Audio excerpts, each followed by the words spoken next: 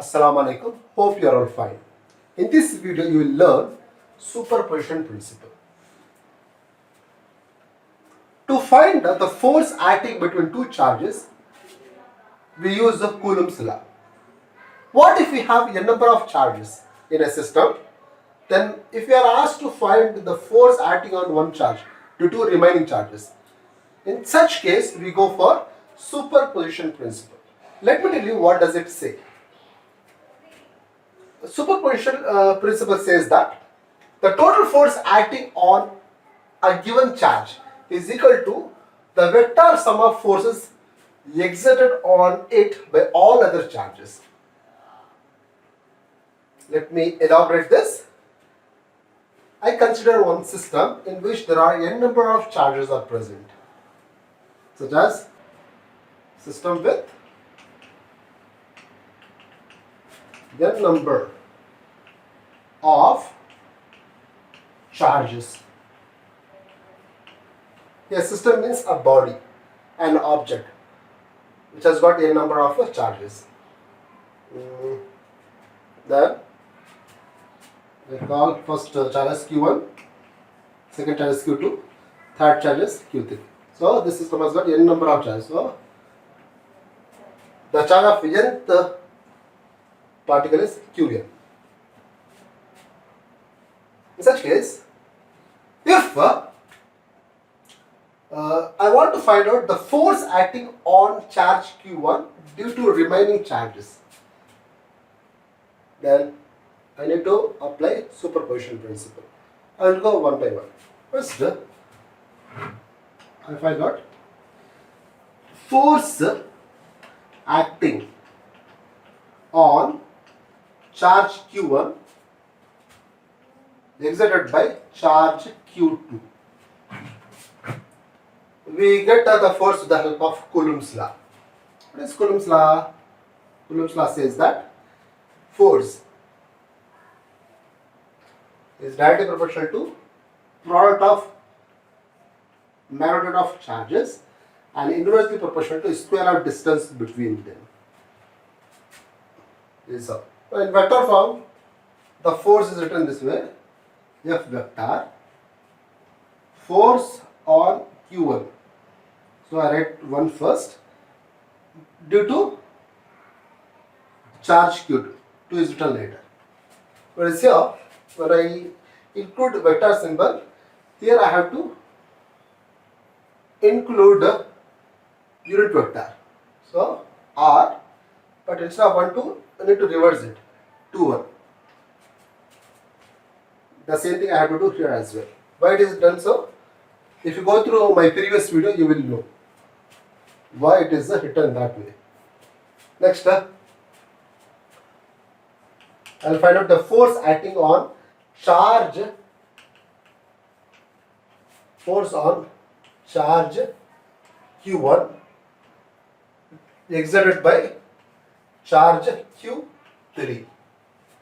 Then force on charge Q1 due to charge Q3 is given by this equation.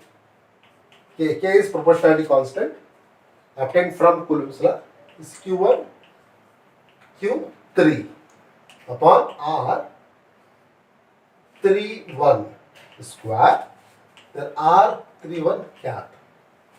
This is the force acting on charge Q1 due to charge Q3. In third case, now the force acting on charge Q1, force on charge Q1 by charge Qn is given by this equation F1 then vector. This is force acting on charge 1 due to charge Qn is equal to K Q1 Qn upon Rn1 square Rn1 cap. So we got 3 equations for force acting on charge Q1 by different charges. Now, in order to get total force, my aim is to get the total force. This is what we have superposition principle. Now, the total force total force on charge Q1 is given by this F1 total. This is TOT. This stands for total. F1 total vector is given like this. F1 total vector is equal to the sum of these forces. F12 vector plus F13 vector up to F1n vector. Clear? Now I am going to substitute their values. If I do so, what do I get? I get this. K Q1 Q2 upon R21 square R21 cap. This is the value of F12 vector plus, now I will substitute the value of F13 vector, which is Q1 Q3 upon R31 square R31 cap up to this last term, that is K Q1 Qn upon Rn1 square Rn1 cap. Here if you look at this equation, you will find all of them have the same term K as common.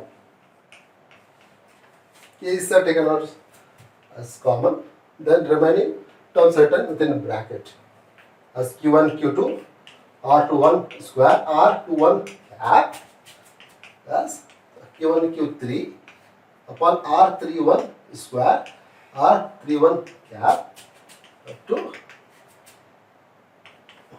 plus Q1 Qn upon Rn1 square Rn1 cap. This is the final equation that gives the total force acting on charge Q1 due to remaining charges in the system. I hope this video is useful. Thanks for watching.